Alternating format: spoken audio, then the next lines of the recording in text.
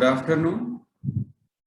Today we are going to start a new topic in removable partial denture, that is mouth preparation, which is done before planning, before giving the removable partial denture. So in this chapter, we are going to discuss these points. We'll start with definitions, a brief introduction about the planning, and then we will discuss in detail different categories of mouth preparation, including oral surgical preparation, conditioning of the abused and irritated tissues, periodontal preparation, and last and most important, preparation of the abutment teeth. So first is definition. Mouth preparation are identified as those procedures that are accomplished to prepare the mouth for the reception of the prosthesis. Now, any prosthesis, be it like a fixed partial denture or a removable denture, before insertion of these prostheses, you have to perform certain procedures intraorally. Those procedures, they are known as mouth preparation. So suppose if you are planning to give a fixed partial denture, then you have to do tooth preparation. If you are planning to do a simple restoration, then you have to do the cavity preparation. So all these procedures before the insertion of the prosthesis, which is performed intraorally, they are known as mouth preparation. Now, before going into the actual mouth preparation, it starts with the case history.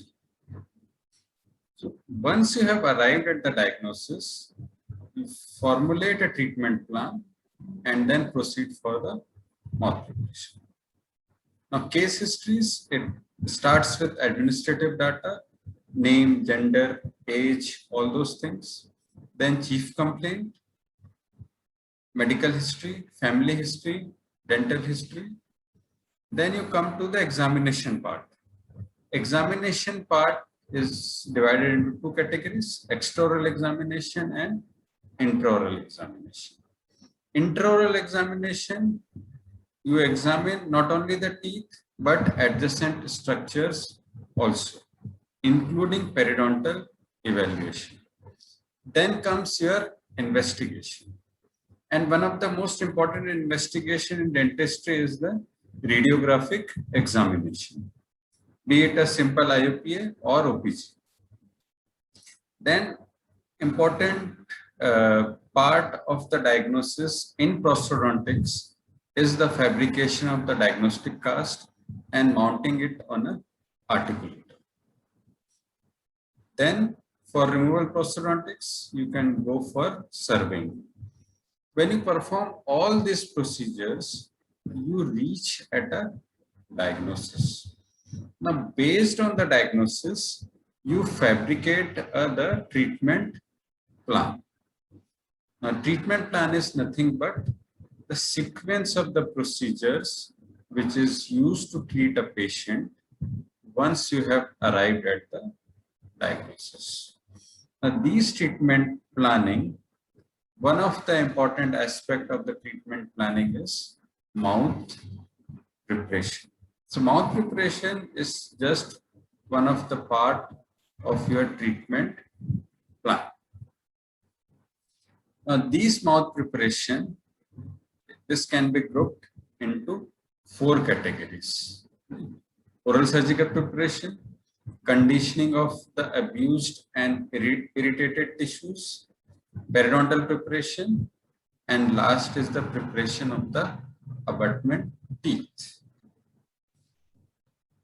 Now, there is no fixed sequence, but most of the time you should perform the oral surgical preparation first.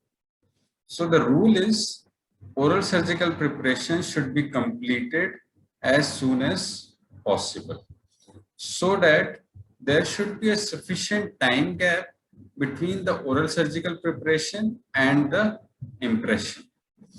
Now, this time gap is important because after oral surgical preparation, what happens? Tissues undergoes healing. And one of the important aspect of the healing is shrinkage of the tissues. So before you make any impression, the healing of the tissue should be completed. Because what happens if you are making an impression and healing is in progress, then what will happen? There will be the poor adaptation of the denture base to the tissues. Now, accurate adaptation of the denture base to the underlying tissues is important for retention, for stability, for support, for comfort, all these things. Accuracy of the adaptation of the denture base to the tissues is important. So the healing should be completed. Therefore, oral surgical preparation should be completed as early as possible. Now, these oral surgical preparation can be broadly grouped into the two categories: hard tissue procedures and soft tissue procedures. So, procedures which are done on the hard tissues, they can be further divided into the procedures which are done on the teeth and the procedures which are done on the bone. For the teeth, it can be simple extraction of the root pieces, or the extraction of the teeth which is having a poor prognosis. Now we have already seen the Candice classification and the Applegate rule. Now the Applegate rule number 1 says that classification should follow rather than precede any extraction, because these extraction might alter the original classification. So therefore, this extraction should be completed as early as possible. And obviously, there might be some requirement of disinfection of any impacted teeth. Then few of the patient might be having exostosis or the tori, bony spicules and the knife edge ridges. Now these lesions, they interfere with the proper success of your prosthesis, be it a complete denture or a partial dentures. Exostosis, tori, knife edge ridges, they should be taken care of before you make an impression. Then patient might be having some serious condition, including cyst and odontogenic illness. They have to be again taken care of before you make the impression.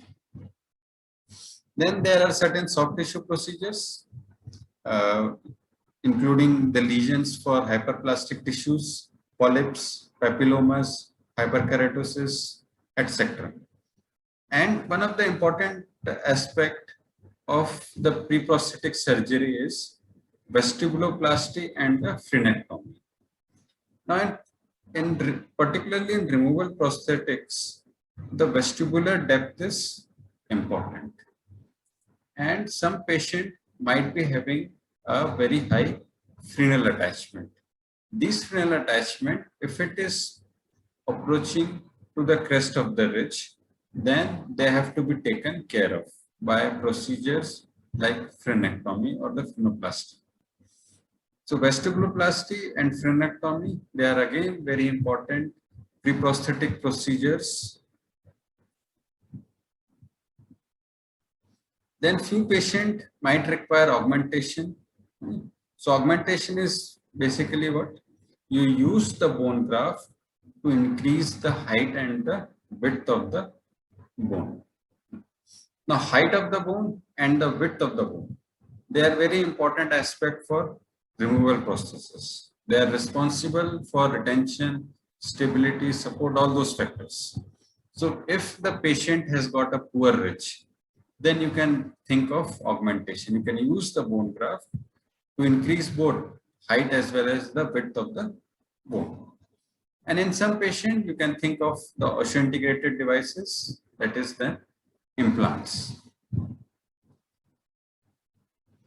Then after oral surgical procedures, next comes the conditioning of the abused and irritated tissues. Now, few patients might show certain conditions like inflammation and irritation of the mucosa, particularly the denture bearing areas.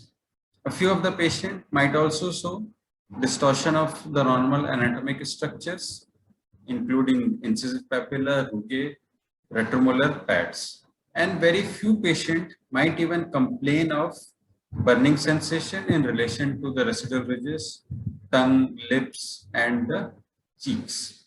So these are the different signs and symptoms of the abused and irritated tissues.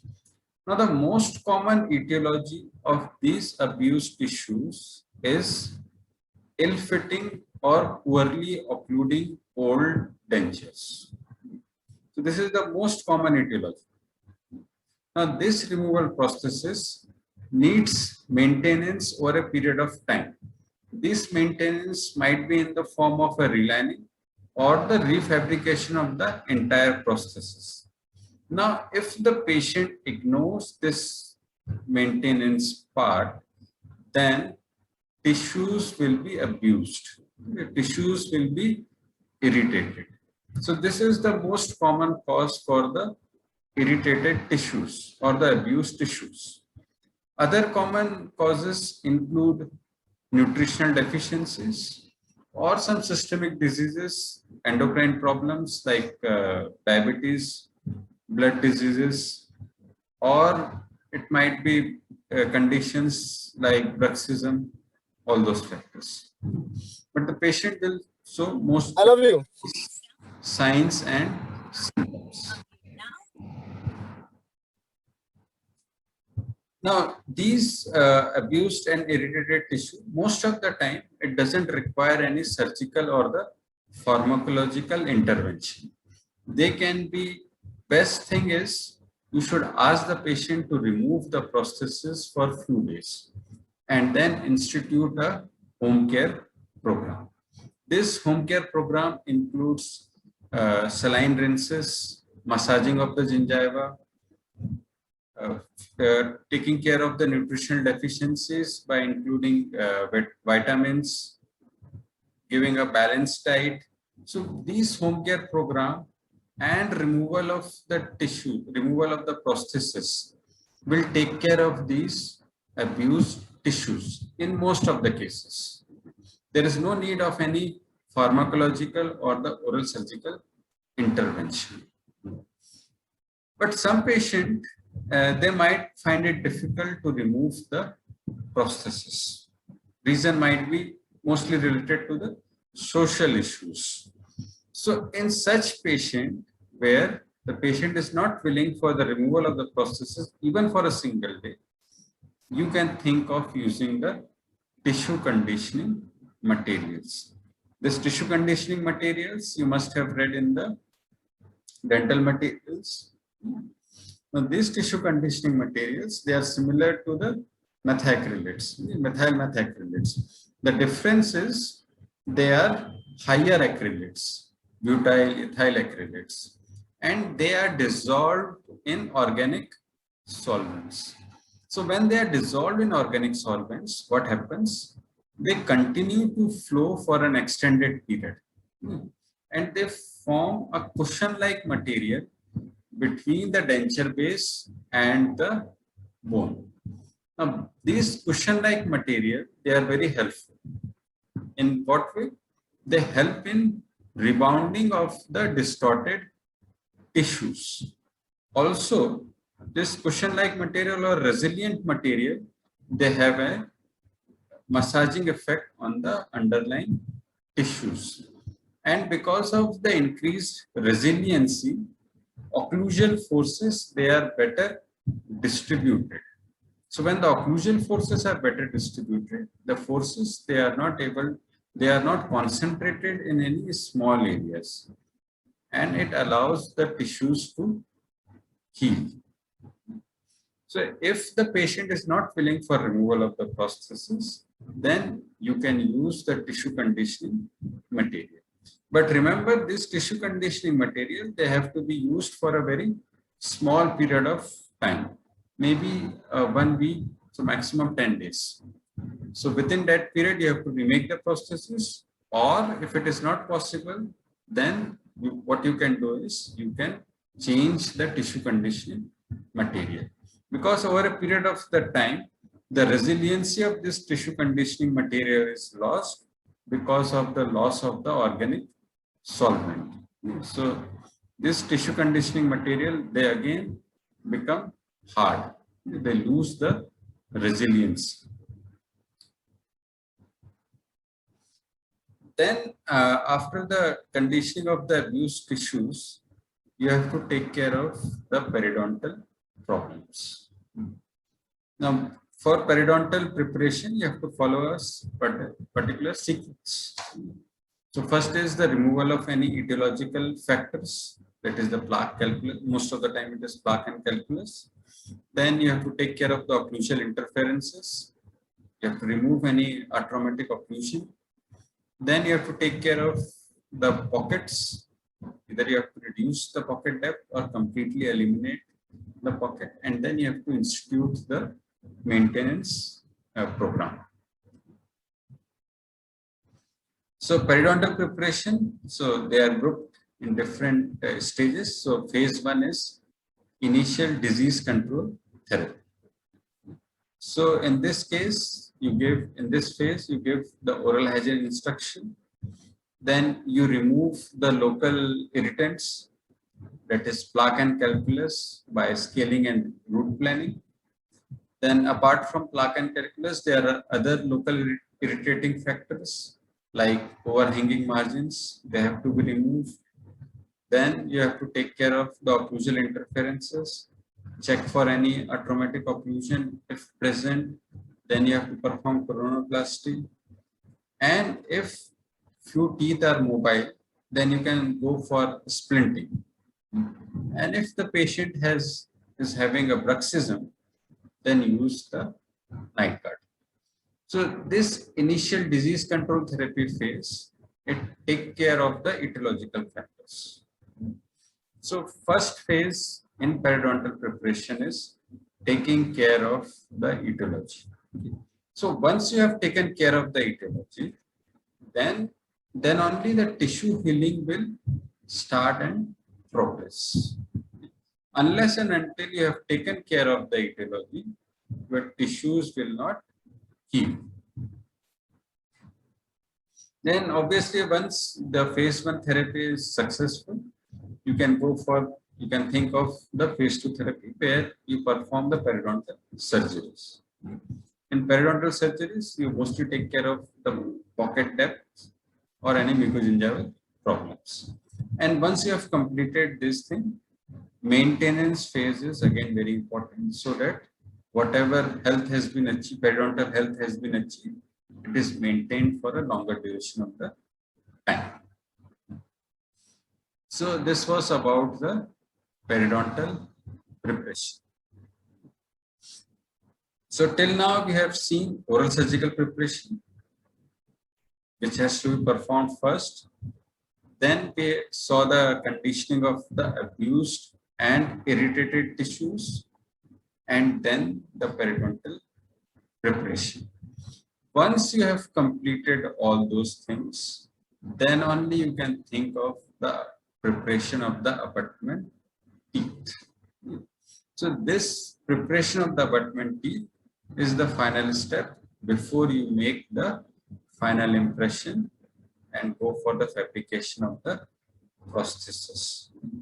So this is the final step before the final impression, and one of the most important steps for the fabrication of the removable prosthesis.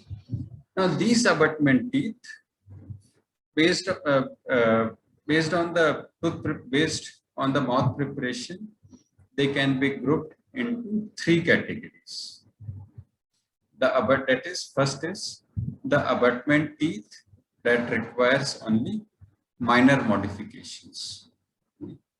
Second group is the abutment tooth that requires restorations, small restorations, intracoronal restorations, like composite, amalgam. So any small restorations other than the full coverage restorations. And last is the abutment tooth, which requires the complete coverage restoration, that is the crowns. So these are the three categories of the abutment teeth before you fabricate the prosthesis. Now again, you have to follow a particular sequence for the preparation of the abutment teeth. Now the sequence for the first two categories, that is the abutment tooth which requires only minor modification, and the abutment tooth which requires small restorations.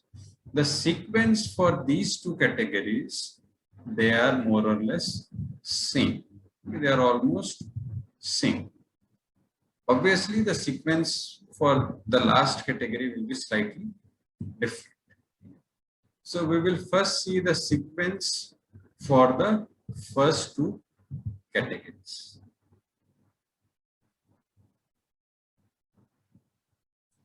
So first thing which you do is preparation of the guide planes. And these guide planes, they are mostly given on the proximal surface. Now, what is this guide planes? Guide planes, they are parallel surfaces. And they are parallel to the path of insertion. And they guide the prosthesis during the insertion and removal of the prosthesis. Therefore, they are known as guide planes because they determine the path along which the prosthesis can be inserted and removed. Therefore, they are known as guide planes. And these guide planes, they are nothing but parallel surfaces. They are prepared on two or more teeth. And most of the time it is prepared on the proximal surface adjacent to the edentulous area. So in this diagram, you can see this is the proximal surface and this is adjacent to the edentulous areas. This black line indicates the height of contour. Height of contour is nothing but the greatest circumference of a tooth at any given plane. So this burr is making contact at the height of contour because this is the greatest circumference of the tooth. And the area below the height of contour, which you can appreciate here, there is a small triangle like it. This is the undercut area. Now you don't desire this undercut area because what will happen if this undercut is to remain, then your prosthesis can get locked. So it will make the insertion or the removal of the prosthesis difficult or almost impossible. So therefore, this surface needs to be made parallel. So you start the abutment preparation by preparing the guide planes. So you make the proximal surfaces of the abutment teeth parallel so that you are preparing the parallel guide planes. So this is the first step of the preparation of the abutment tooth. That is the preparation of the guide planes. Next step is related to the height of contour. Height of contour, we have already seen, it is denotes the greatest circumference of the tooth. So this indicates in this figure, this black line indicates the height of contour. Now this height of contour, it changes according to the tilt of the cast. So in surveying, the important step is determining the path of placement. So once you have determined the path of placement, you have determined the height of contour. But there is something known as ideal height of contour. So you should always look for the ideal height of contour. And most of the time, to get the ideal height of contour, you have to lower the height of, you have to bring the height of contour to a more gingival level. Now there are certain advantages of moving the height of contour to the gingival level. First advantage is if you are giving a circumferential clasp. Now the origin of the circumferential clasp is near the occlusal surface, and the origin should be above the height of contour.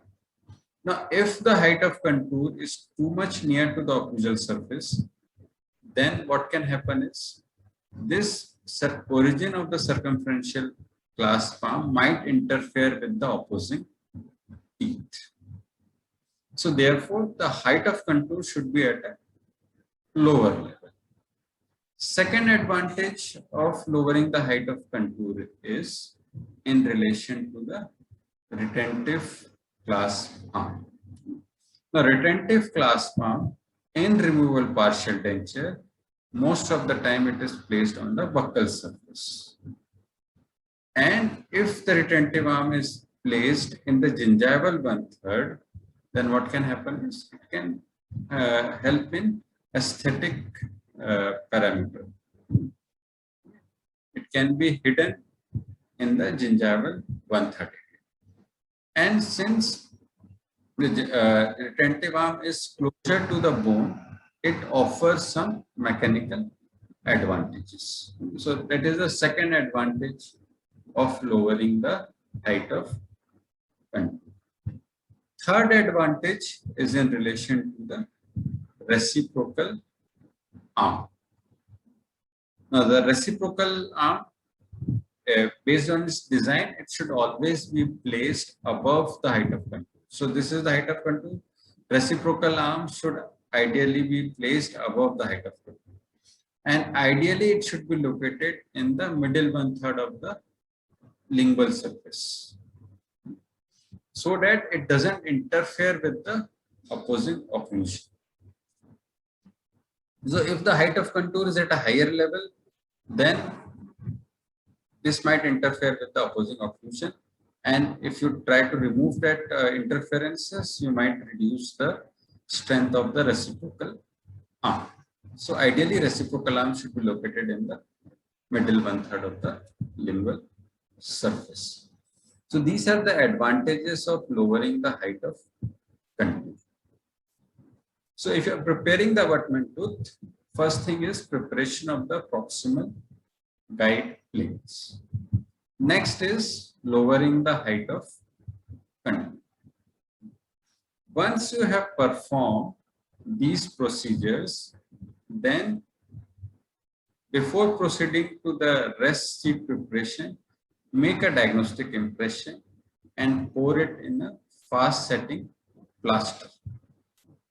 And check whether the procedures you have performed earlier, that is the proximal guide plane, and changing the position of the height of contour, has been done correctly or not. Because remember, these parallel surfaces, they are prepared intraoral. So there are chances that these surfaces, they are not prepared exactly parallel, or you have not reached to the ideal location of the height of contour. So before going to the rest preparation, you should verify the first two steps. Now these steps can be verified with the help of the diagnostic impression and the cast, and again with the help of the surveyor. The next step is the preparation of the occlusal rest sheet. So once the proximal guide plane and the location of the height of contour has been verified, you can proceed with the occlusal rest sheet preparation. And during the preparation of the occlusal rest sheet, all the design principles which we have already discussed needs to be followed, including your occlusal rest sheet should have a design of a rounded triangular, apex towards the center of the tooth, base near the marginal ridge. Marginal ridge should be lowered by around 1 to 1.5 mm. Floor of the occlusal rest sheet should be spoon shaped. Center of the occlusal rest sheet, or the apex of the occlusal rest sheet, should be at a lower level than compared to the marginal ridge. This is important so that the angle between the rest sheet and the minor connector should be less than 90 degrees. So when this angle is less than 90 degrees, then only occlusal forces will be directed along the long axis of the abutment tooth. So all these design principles need to be followed when you are preparing the occlusal rest sheet. Now, this was about the abutment tooth, which requires no restoration or very small restorations. But there are certain disadvantages with this method. One of the important disadvantages, you have to remove a lot of healthy enamel. And when you remove the healthy enamel, what happens? You are making the surface rough. So there are more chances of plaque accumulation and its sequelae. Also, when you remove the enamel, you are removing the protective layer. So there are chances of sensitivity and all those things. So these are the certain disadvantages of the abutment tooth, which require only small restoration. To overcome some of these disadvantages, we can use the full coverage restorations. Now, these full coverage restorations, they protect the abutment, and you can prepare the guide planes, location of the height of contour, and the occlusal rest sheet in a better way. Okay. Why in a better way? Because these things, this preparation are done extraorally. Okay. Preparation of the guide plane, location of the height of contour, preparation of the occlusal rest sheet, which in the earlier case was done extraordinarily. If you are giving a full coverage crown, then these procedures, they are done extraordinarily. So there are more chances of preparing the accurate rest sheet, accurate guide planes, and the ideal location of the height of contour if you are giving a full coverage crown. So these are some of the advantages over the earlier two categories. First is the protection and the preparation of these features. Another important advantage is if you are giving a full coverage restoration, then you can prepare the crown ledge or shoulder. And this crown ledge or shoulder, they provide more effective way of providing the reciprocation. We will see it later. What is this crown ledge and shoulder? So when you prepare the abutment teeth for full coverage restoration, you have to follow all the ideal principles of the tooth preparation, including biological principles, mechanical principle, aesthetic principles, all those principles which I have already studied. So all those principles of tooth preparation needs to be followed. Only difference here is in the tooth preparation, you have to make sufficient room for the rest sheet. Okay. So in the image, you can appreciate this is the tooth preparation done for full coverage restoration. This is almost similar to the principles. Okay. You have to follow all those principles. Only difference is in a small room has been placed for the occlusal rest sheet. This is important. If you don't prepare this room, what will happen? You will not get sufficient thickness of the rest sheet. So your rest might interfere with the opposing occlusion. So you might have to trim the rest, which might hamper the strength of the rest. So sufficient room should be prepared in the tooth preparation itself. So once you have done the tooth preparation, you have to prepare the wax pattern. Same principle, same procedure. But the advantage of making the wax preparation here is you can use the surveyor. So with the surveyor, you will get the exact parallel surfaces on all the abutment. Okay. So this is the edentulous area. So on the proximal surface adjacent to the edentulous area, you are preparing the guide plane. Okay. And you are preparing this on the surface. So you will get the exact parallel surfaces. Same sequence we are following. What we have done in intraorally, first was the preparation of the guide plane, then the location of the height of contour, and the occlusal rescue preparation. So same principle, same sequence we are following. Only difference here is, in this case, we are doing this procedure extraorally, okay, on the surveyor. Okay. So you are getting more accurate features, all these features.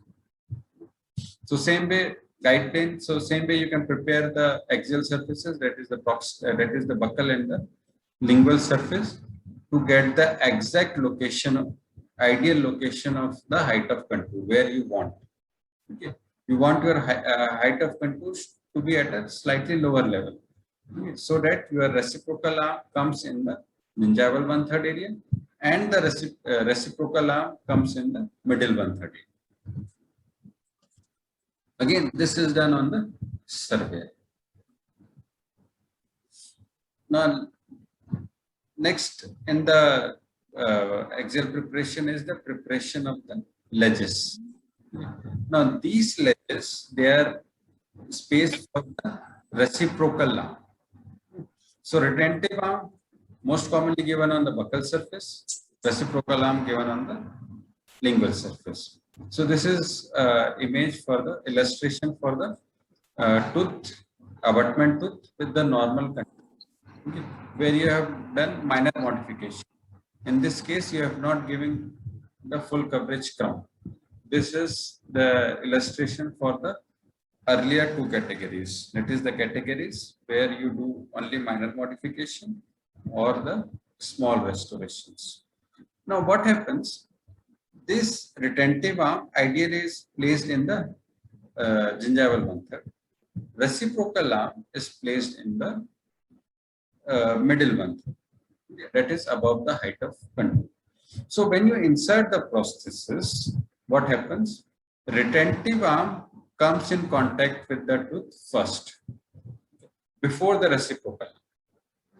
So retentive arm will come in contact with the tooth when the reciprocal arm is away from the tooth. So here the retentive arm has made the contact, but the reciprocal arm is here. It is not making contact. So when the retentive arm makes contact at the height of contour, what will happen? It will exert the lateral force on the abutment. So these lateral forces, they are harmful. How to counterbalance that lateral forces? For counterbalancing that lateral forces, we have designed the reciprocal arm. But unfortunately, in this design, what is happening is, when the reciprocal arm is most desired, okay, it is not in contact with the tooth.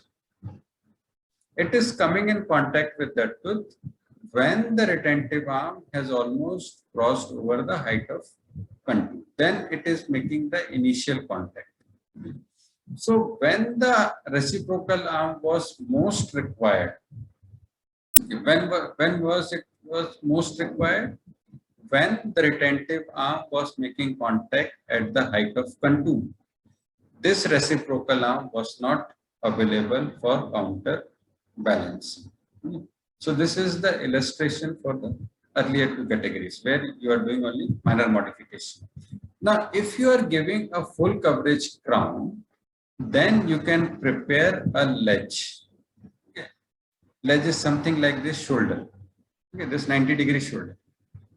So this is something like a shoulder. All of you know shoulder. This is 90-degree finish line. So this ledge is similar to a shoulder preparation. Now, what is the advantage of this ledge? Now, if you give this ledge, then what happens?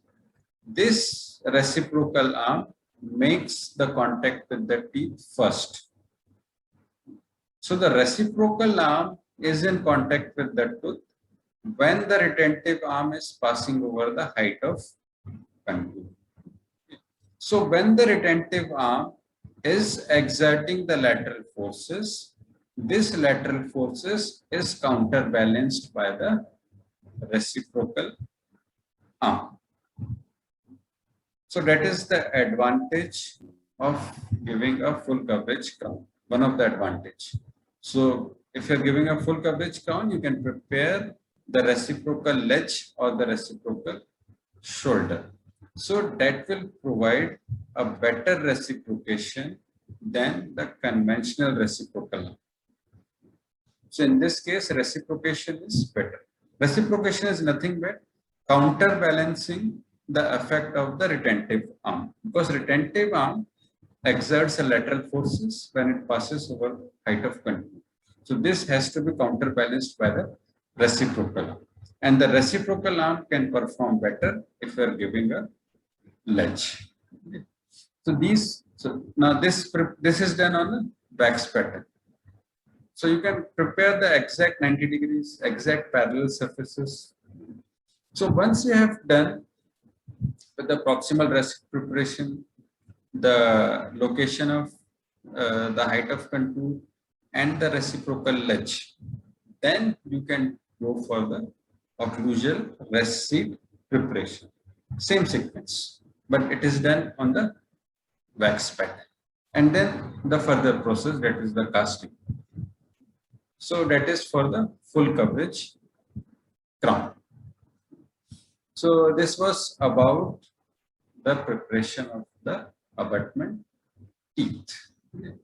So in this chapter, we have discussed the mouth preparation. Mouth preparation divided into 4 categories. Preferably, you should start your mouth preparation with oral surgical preparation, so that the proper healing is completed before you make the final impression. Then you can, after oral surgical preparation, conditioning of the abused tissues, then the periodontal preparation, and last is the preparation of the abutment teeth.